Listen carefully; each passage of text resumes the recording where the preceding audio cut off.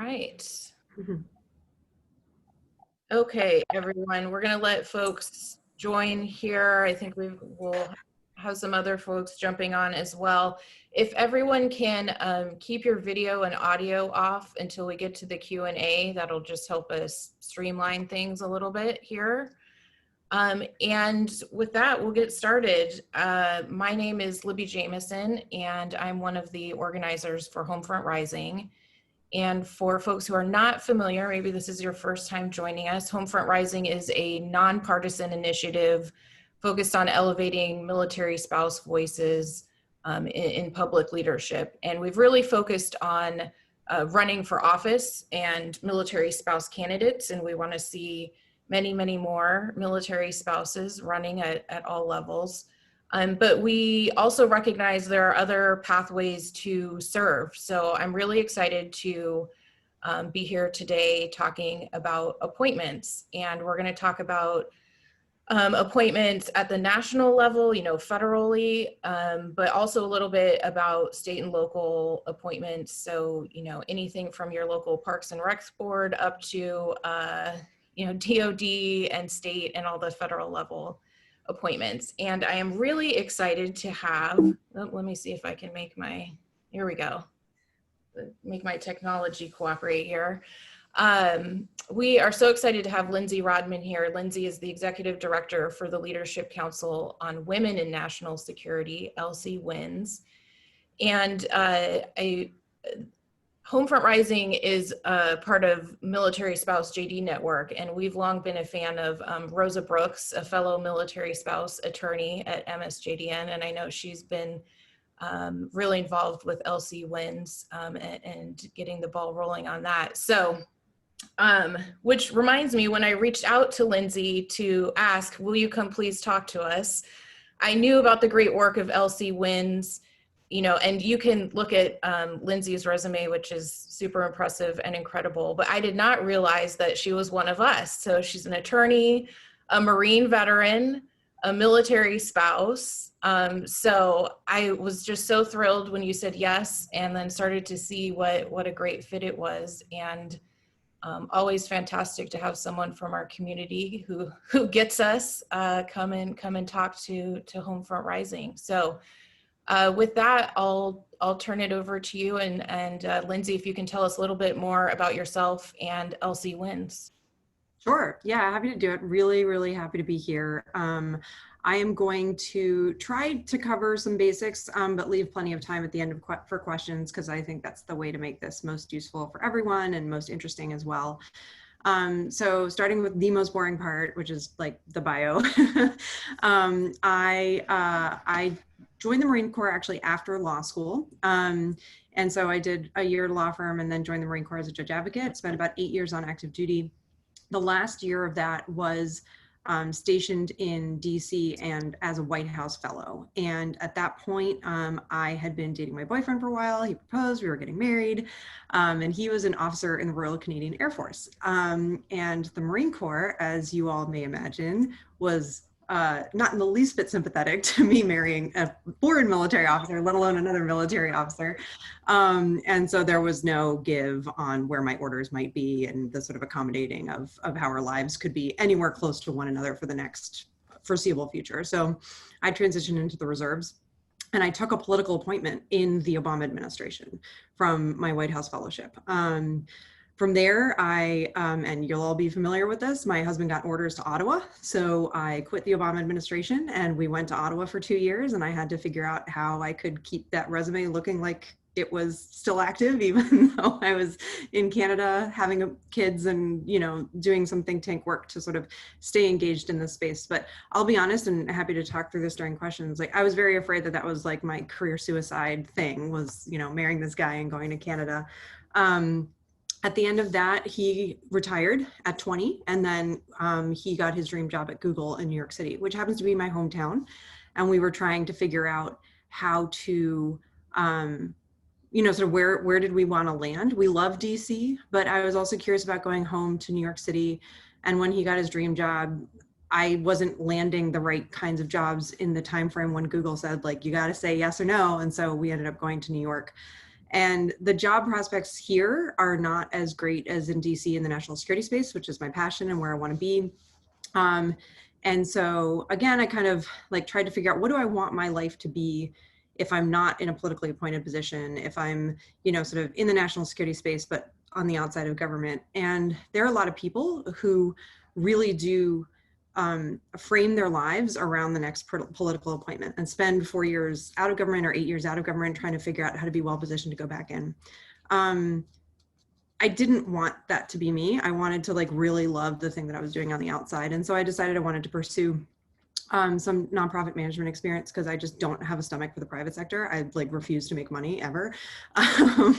And so I went to a veterans nonprofit, which was a good fit because I was veteran. And then from there, you know, sort of learned some of the ins and outs of nonprofit management, good lessons and bad. And then this job posting at LCWINS popped up, which was just an incredible marriage of things I was really passionate about: women's advancement, national security, and national security leadership, and the opportunity to lead a small nonprofit, which was really cool. So just pure serendipity that it opened up, and I got dumb lucky when I got the job. I've been doing that since February. So transitioning from me to LCWINS, which is the more interesting part, the LCWINS mission is to they started out with transforming outcomes for women in national security leadership.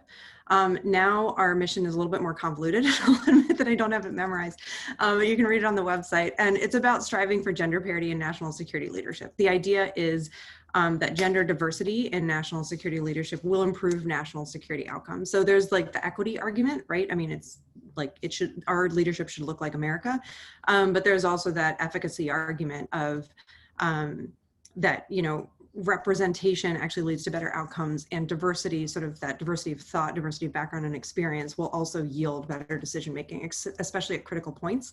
And the social science in particular frames diversity as being a particularly good hedge around risk. And so when you think about national security leadership, that's where sort of risk taking is not where you want to be. So so that's the LCWINS mission. The organization was founded in 2019. So you are all very, very forgiven if you'd never heard of it before. It was founded by some women who are, to me, were like my heroes, prominent in the national security space, and who recognized that a lot of people have been working on pipeline issues for a long time in the national security space, decades, and what leadership looked like at the top was still not significantly different.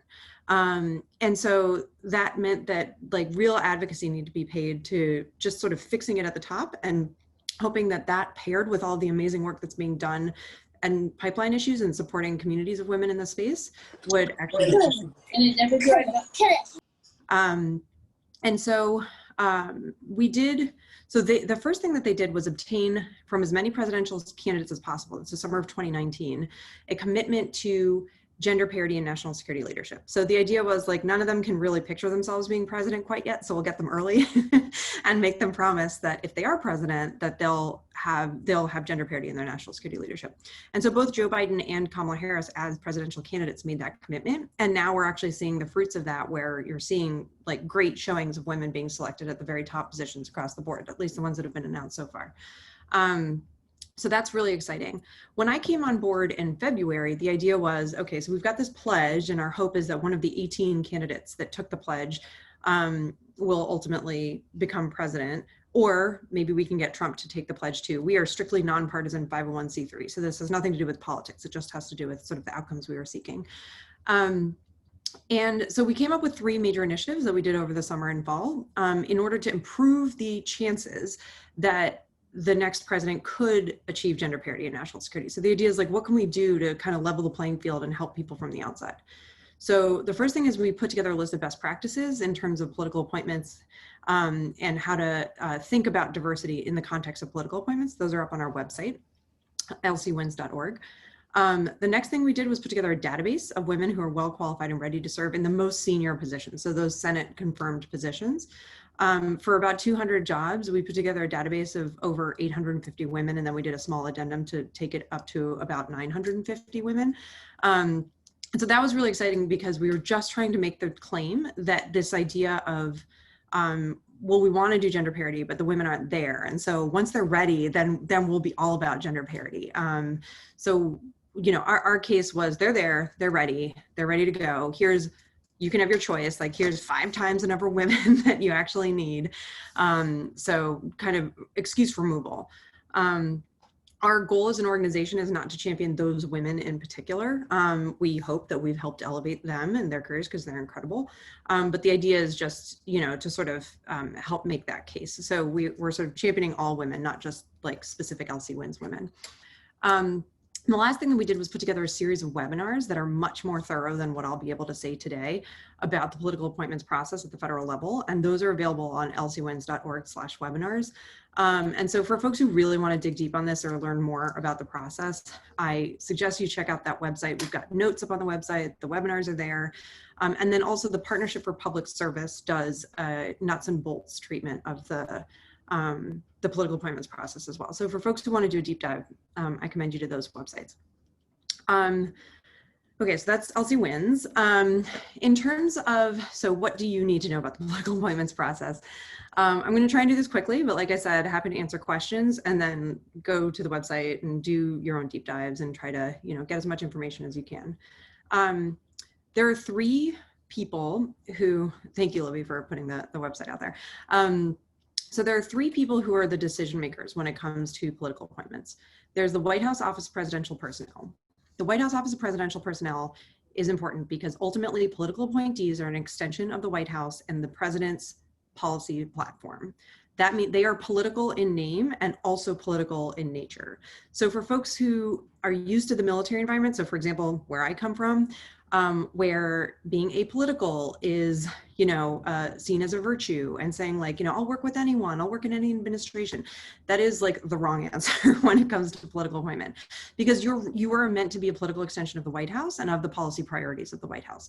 And so if you have concerns about the policy priorities of the White House, or if you don't truly believe them and you don't want to embody them, then there are a lot of other ways to serve. And I think that they might be a better fit.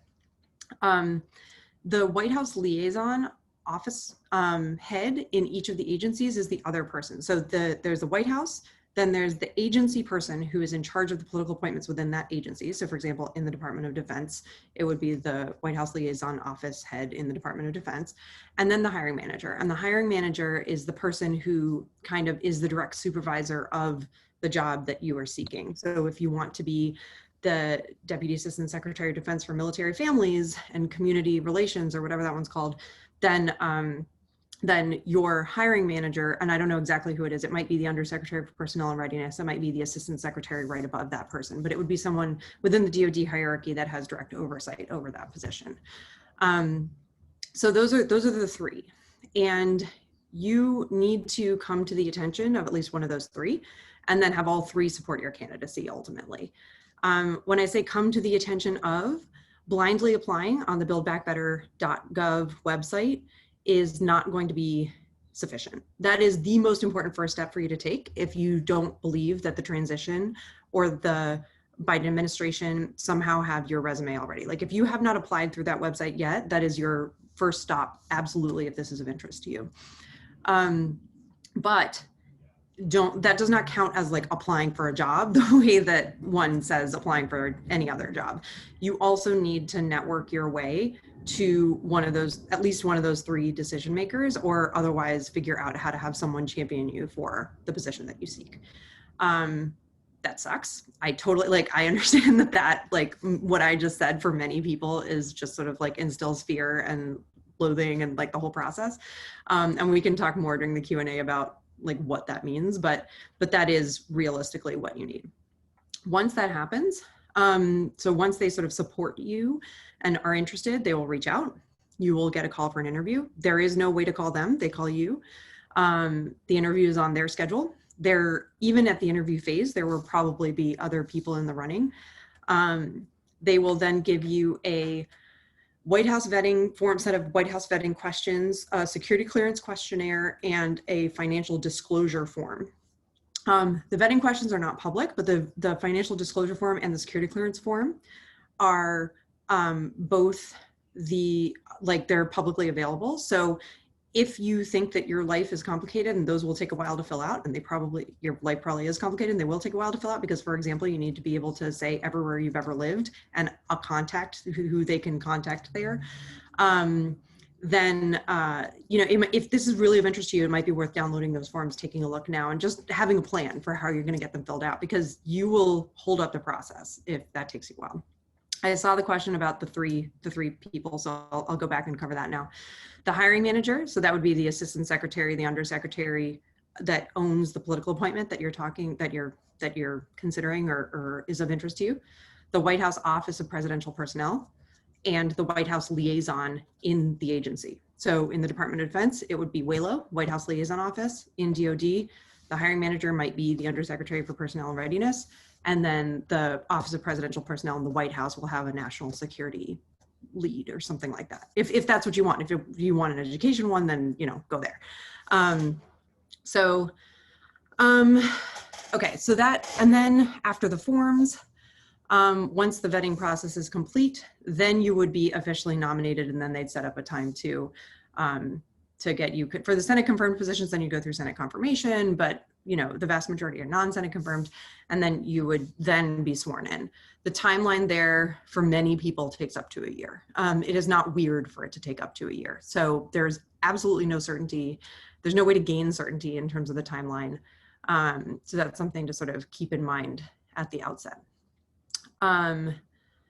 Okay, so a couple questions that Libby set me up with are, sort of, does being in the military, does being a military spouse help or hurt? What about setting yourself apart? There's nothing about being a military spouse that will help or hurt you. People come from all over the country. They're certainly looking for geographic diversity of experience. There is no cookie cutter way to obtain a political appointment. There are certainly a bunch of people sitting in think tanks in DC who feel very entitled to a lot of those senior leadership positions.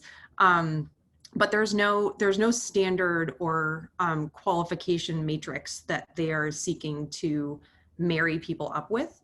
Political appointments ultimately have no rules, right? It's like there's no federal hiring process rules associated with this, which means that the best person for the job can be selected for the job. The reason that I get really excited about this gender parity pledge and our mission is because we're starting with political appointments where there's literally no impediment to doing it. All the jobs are going to be wiped out, and then they can pick whoever they want for any one of these jobs going into the next administration. So you could have gender parity on day one if that's your priority, which is really exciting. Okay, I want to make sure that I leave plenty of time for your questions. So I will just talk very, very quickly about how state local might differ from what I know, which is not a lot. I've done much more of a deep dive on the federal side. Having moved to New York State and looked into some of those jobs a little bit, so this is like Lindsay as military spouse, not Lindsay as like executive director talking now.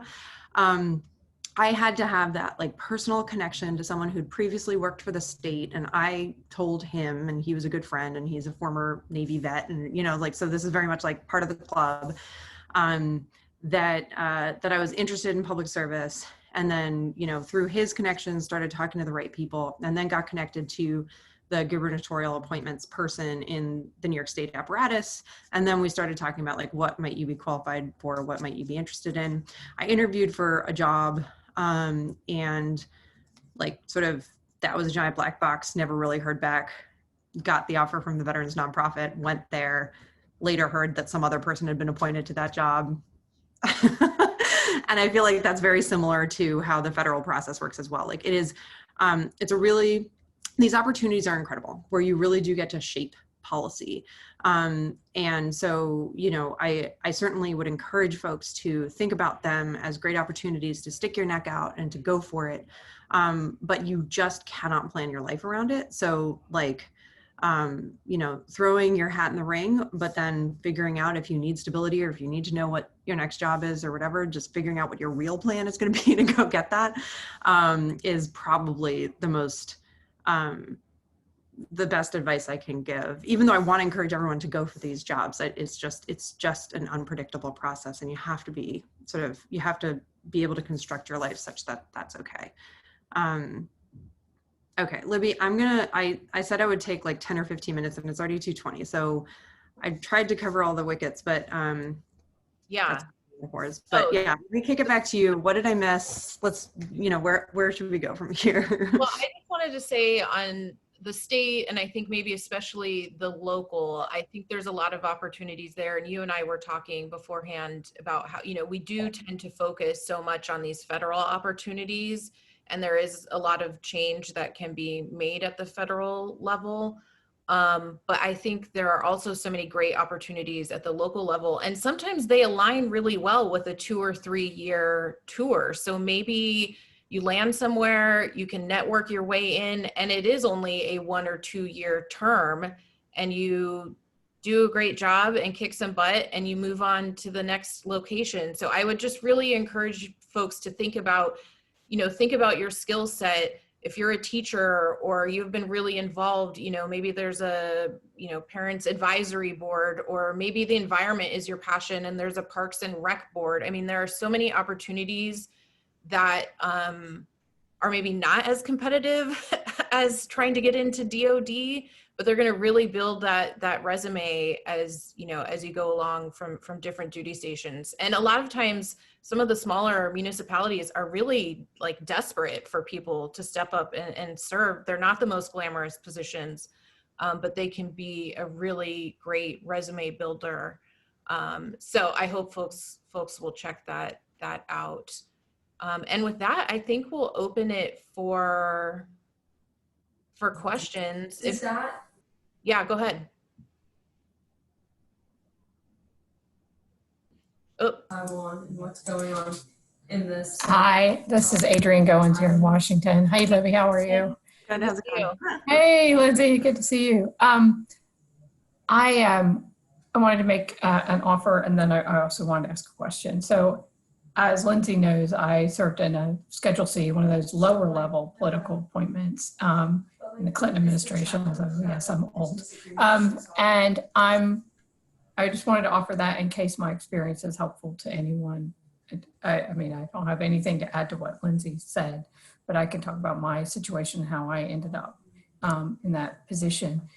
I wanted to ask Lindsay if you had any comments about the difference between like Schedule C appointments and those presidential appointments. Mm-hmm. Also, I wanted to ask about like, because this group may be interested in things like different boards and things to serve on that are not full-time jobs, what kind of advisory boards, and if there are those sorts of opportunities in this time of transition. Okay, awesome. Yeah, great to see you, Adrienne, and thanks.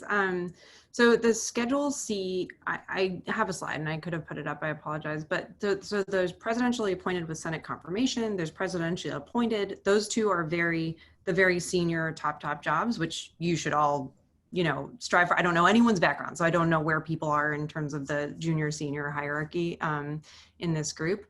So not trying to scare people away from trying for those jobs if that is where you are in your career. The Schedule C job, so I was also Schedule C. Adrienne and I had the same job. We were both special assistants to the Undersecretary of Defense for Personnel and Readiness. And it's a lot of words in a title. And what that means is sort of right-hand person. And it can have, depending on who that person is, like who the assistant secretary is or undersecretary or whoever it is that you're serving as a special assistant or chief of staff to, as a Schedule C, and the majority of Schedule C jobs look like that. Not all of them, but many of them. Depending on who they are, they can be a very substantive experience. It often does involve administration, right? Like just sort of like managing the workflow of the packages that come through, especially having to do with sort of political priorities. And the reason that those are politically appointed is because when the political appointees come in, they want them to have that right-hand person, not be like some random civil servant they've never met, but somebody who they're comfortable doing that work for their office. And so that's the type of work for the Schedule Cs. Because of that, quite often, that person serves as the hiring manager for that job. And because of that, quite often those people are very well known to the hiring manager for that position.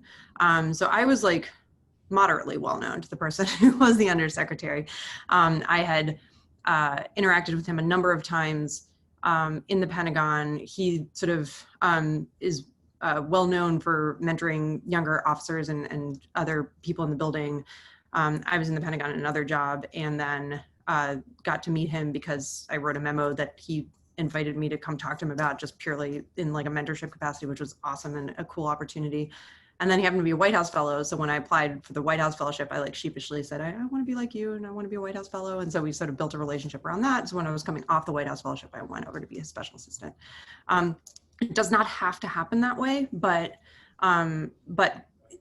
that's kind of the normal way for it to happen. So that's why the networking and the building of the personal relationships is really the best way to get those types of jobs.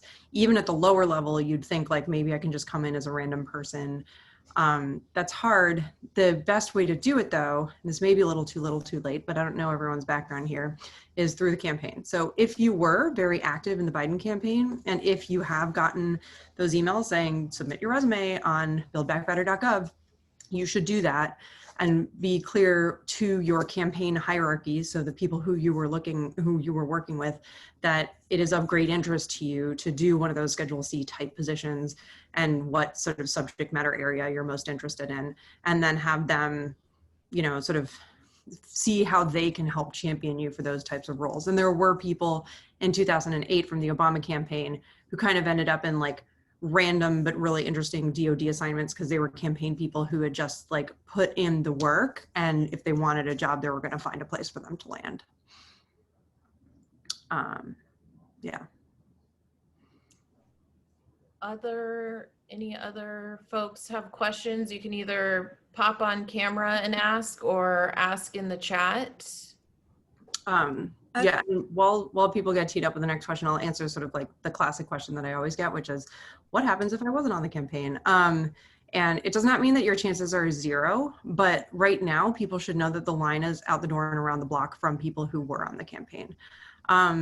So it does not mean don't try. You absolutely should get your information into the White House website, the Biden Build Back Better website, which will ultimately transition to become the White House website.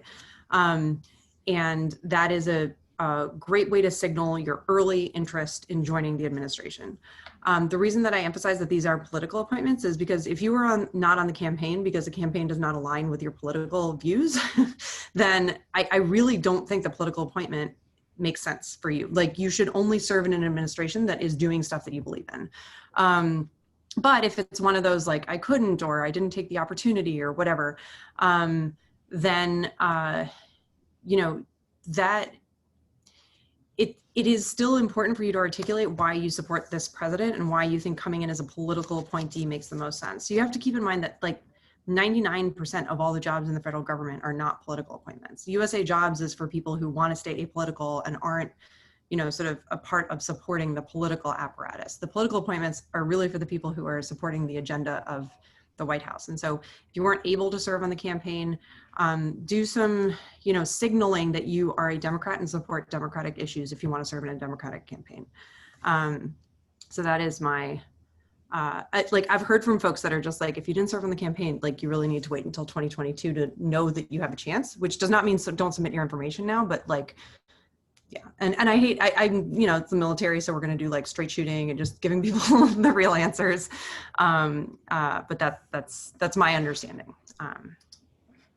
And there's a question in the chat. If we didn't work for the campaign, but volunteered, for example, through the DNC, should we include that? Yes. Yeah. Anything that says like, like I'm committed and I did my part, is great to include. I mean, and certainly if you're submitting a CV or something where you don't have just like 100 words, but you can put anything you want, it can be as long as you want, that's 100% stuff that should be on there for a political appointment. Now, if you're going on USA Jobs and using the same resume, that's not a good idea for so many reasons. Yeah. And I can stay on for, I don't want to ruin anybody else's day, but if folks want to stay on, I talk too long and I apologize for that. So I'm very happy to stay on for a few more minutes too. No, that was great. It looks like Jen, do you want to ask your questions directly? Yeah, sorry, I didn't know how to jump in without that raise hand function. So I'm in grad school right now. I'll be graduating with my Master's of Public Policy in the spring. So I'm definitely looking for a full-time job, and I'm already planning on applying to the White House Fellow and on Build Back Better. But Build Back Better doesn't have like listed positions on it. So you know, it just has like agencies that you might be interested in or broad policy areas, you know, without like, how do you know what?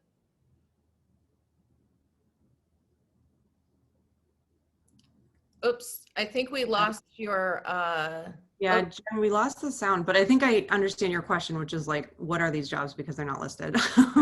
And I realized as you're saying that I didn't answer the second half of Adrian's question, which was about the boards.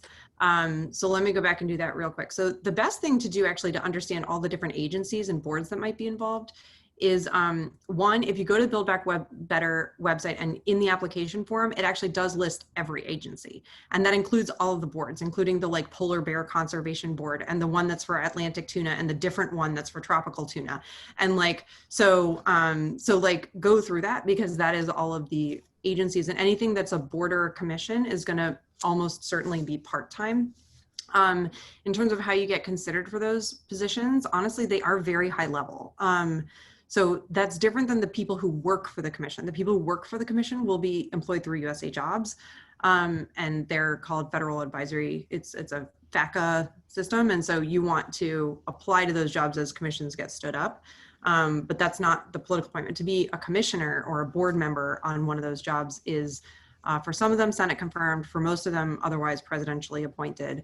But if you are a subject matter expert in a certain field where one of those commissions or boards pertains, then 100% on the Build Back Better website, check that box and say that you're interested.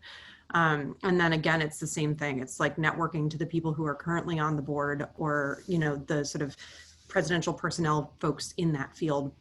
And the boards and commissions, unless they're specifically tied to an agency, which some of them are, the White House liaison in that agency will know stuff, but they tend to be centrally managed from presidential personnel in the White House. So to Jen's question about how do you know what these jobs are, they are literally all listed in a book called the Plum Book. Plum, like the fruit, Plum, and you literally just Google Plum Book, and then you should see like the .txt version. I actually find that one easier because it just pulls up in HTML and then you can control F it. And that's like literally how I look through it. It's over 1,000 pages, so it's no joke, but you can look for just the Schedule C positions and you'll see which ones are there. And you can even find Lindsay Rodman as a special assistant for the Undersecretary of Personnel and Readiness in the 2016 Plum Book. And so you can see just literally what they are. That's only helpful to a point though, because you're never going to be applying for a job. So the way the political appointments work, like I said, they call you, you don't call them. You will in your application be asked to identify certain agencies that you might be interested in serving in. But aside from that, like sort of giving them a general sense of what your expertise is and where you think you might be best utilized, it's up to them where they do the matching. Now, if you have a specific job in mind because you think it would be a particularly good match, or you happen to know because he was your professor of whatever in your grad school, the person who's coming in to be the assistant secretary for blah, blah, blah, then that's the one you should go for. Or you should at least be talking to that person about where you might be a really good fit, because you're going to need that personal help to connect you to a job. So you're never gonna find like your dream job and then just apply for that one and do it that way. It's not really how the process works. It's totally messed up process. I am not defending it for a second. I'm just trying to describe it to you guys. Yeah. Kind of as a follow-up to that, Jen asks, should I limit the number of interests that I check off? Because there is that endless list when you go in to fill out the portal. And so do you think it's a better strategy to pinpoint specific interests or cast a broader net? I think you have to, so you only have a certain amount of space and you need to be able to tell them who you are in a way that like they're going to walk away and get a solid sense of you, right? Like, so if you say, I am a, I have 3 major passions and here's what they are, I think that's probably fine. And you can like kind of cast a wide net and articulate very quickly why you're doing 3 different things. But just like checking every box because you're literally willing to serve anywhere, it's not useful to them. Like, then they're like, I don't know who this person is. I don't understand what they bring to the table or what their sort of like pitch about who they are and what they want to do is. And so it's hard, like, they're sifting through so many resumes and they're doing so much work to try and pair people with jobs. Anyone who's making their life harder and I know you think by like checking every box, you're making it easier, but you're actually giving them no guidance, right? You're just like, I'm a person and I'm not like, you know, and if they don't know what to do with you, you'll go in the like, I'll think about this person later category, which you don't want. Like, so you want to be able to say, and it might mean that if the perfect job for the Atlantic tuna comes up, but you didn't say Atlantic tuna, you only said tropical tuna, then like, you know, maybe they skip over you or whatever. Like, I understand there feels like it's risky not to highlight that, but so you have to figure out, like, they give you certain blurbs to say who you are and say what your experience is. And, you know, use them, but don't use them to cast a wide net. Use them to cast a comprehensive net, but one that makes sense, right? Like, so don't be too narrow in how you define yourself. You certainly want to make yourself broadly available. It's very important to signal that you're willing to serve regardless of where they put you too. So like emphasizing your interest in public service is really important, because honestly, if you have your heart set on like just one job and they give you a different job and you turn it down, that's a big no-no. Like they're not going to call you back. Yeah, I don't know if that's super helpful, but it's like, don't choose just one, but have your cluster make sense and be able to explain it, I guess would be my thing. Okay, I'm seeing questions about White House fellows and White House internships. Those are very different. So let me just touch on those for a second because folks seem interested. White House interns tend to be students or like very recent students. They're tend to be very junior. So early career, coming out of grad school is a perfect time to do it. Coming out of undergrad is a perfect time to do it. Very, very highly competitive. But that's never a reason not to try. I mean, like when you think about how long does it really take to put an application together? Not that long. Do it because you might win the lottery, and it's just a fantastic opportunity. White House Fellows, which is what I did, is a mid-career program. It is not meant for people who have no previous work experience or like don't have a sort of fully developed sense of who they are in terms of their career path and what they're interested in doing. People as young as 29 do it, but usually it's like a early 30s, mid 30s kind of thing. So now that I'm past that, calling that mid-career seems weird because I still feel like I'm not, you know, like but yeah, and so anyone who's interested in applying to the White House Fellows Program, there is a ton of inside baseball in that process. So do not apply to the White House Fellows Program without talking to White House Fellows about how to successfully navigate the application process. I don't love that that's true, but the sort of ethos of previous White House Fellows is like literally anyone who's applying will get help because that's how it works. I got tons of help, and so my job is to pay it forward. So for folks who are interested, I'll put my email address in the chat, and then folks can reach out to me individually for any sort of guidance on that. But please do take a look at the White House Fellows website and get an understanding of what the program is, because it's not only 3 of the White House Fellows actually work in the White House. Everybody else is farmed out to an agency. Like it's not the White House internship program. So make sure that it's a good fit for what you want. It's like a future leadership program. It's all encompassing. It takes a full year. You have you have to quit everything that you're involved in order to do it. So make sure that you make time and space in your life if you're really interested. One of the other questions was, what do you do when the job you want to do doesn't exist? So she gave the example of rooting out systemic racism as a centralized government function. So that's something that probably happens more at the agency level, but what do you do when you have an interest that maybe doesn't exactly line up with a position? Any suggestions for that? So to that example in particular, I'll try to answer the question both like specifically to the DEI question and like rooting out systemic racism. I wouldn't be surprised if there were White House infrastructure aimed at dealing with this question head on. So I would not make the assumption that that job won't exist in some way, shape, or form. I doubt that it will be called the Rooting Out Systemic Racism as a Centralized Government Function chief or whatever, just because I feel like they're going to try to finesse what it is actually called. But if there is some sort of White House office of handling those issues, improving diversity, equity, inclusion, that'll be good.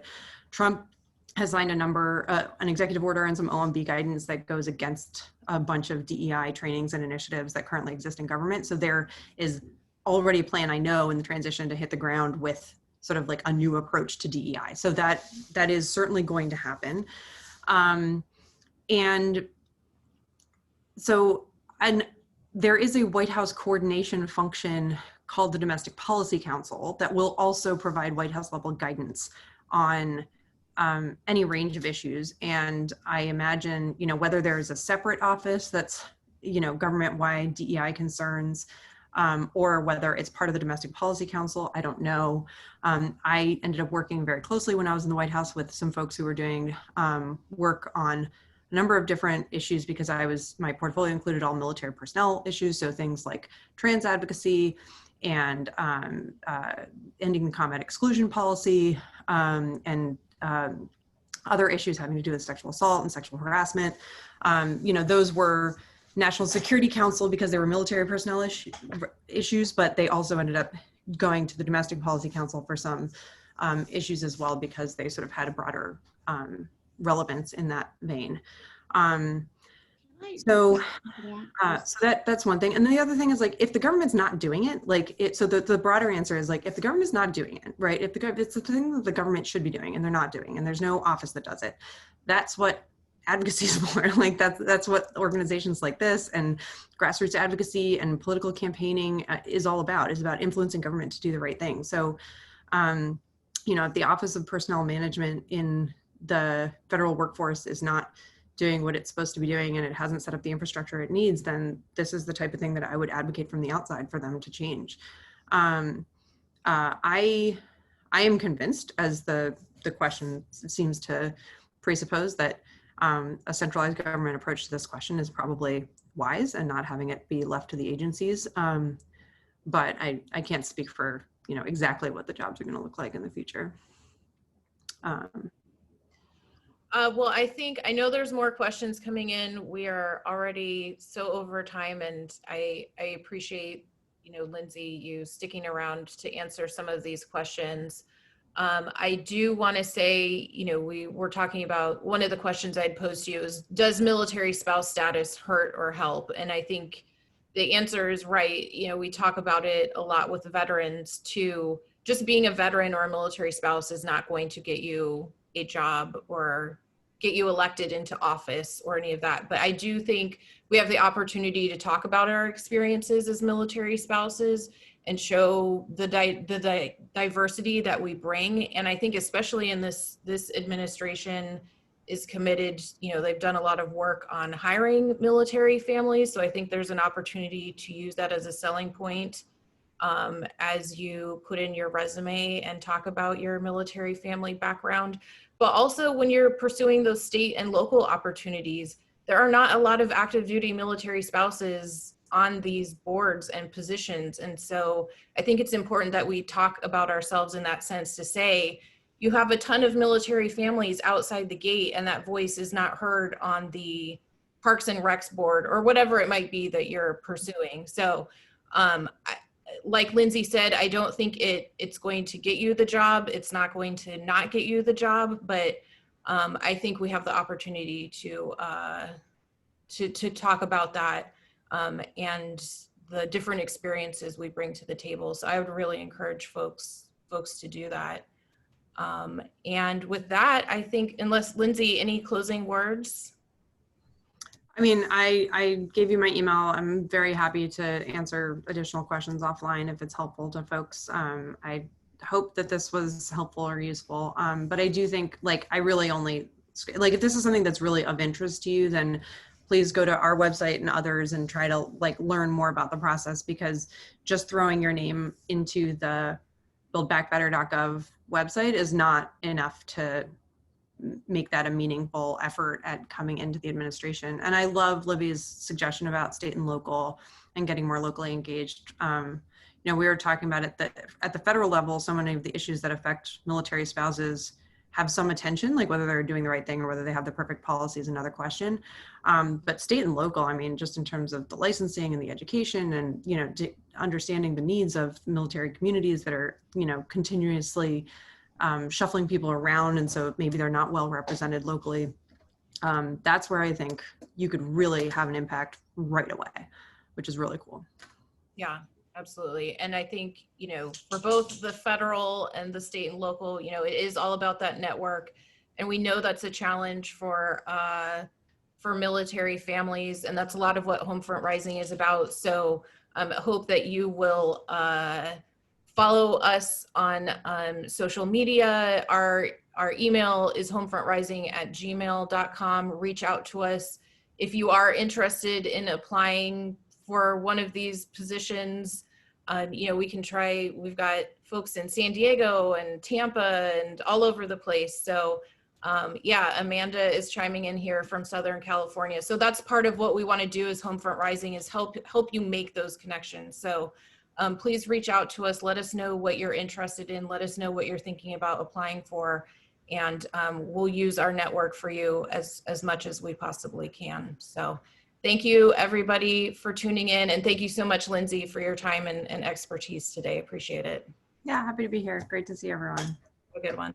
Thank you so much.